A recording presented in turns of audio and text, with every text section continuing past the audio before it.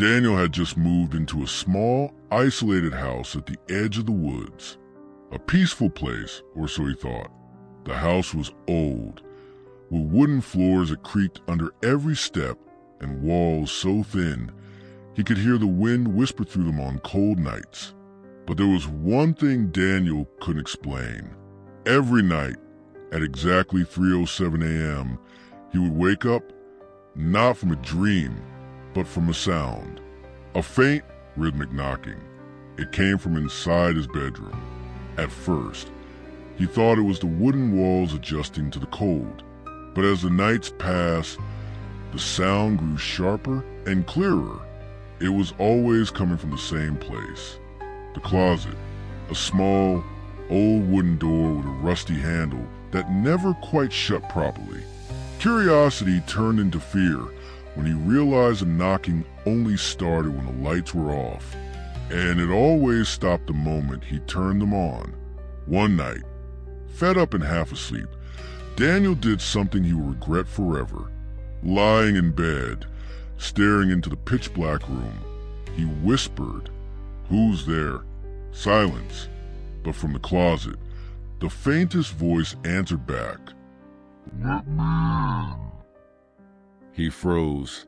He convinced himself it was his imagination.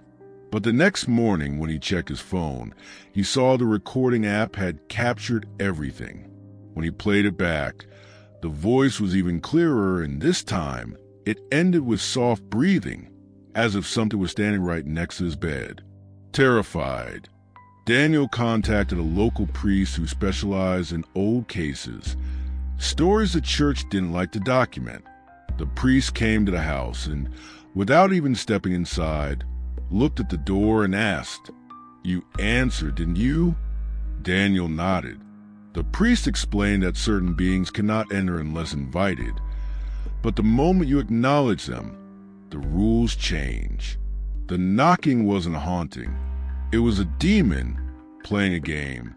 The priest warned him, "You let it know you heard it. Now it can do more than knock." For a few days, the house was silent. Daniel started to believe the nightmare was over, until one final night. At exactly 3:07 a.m., he woke up, but this time there was no knocking. There was only silence.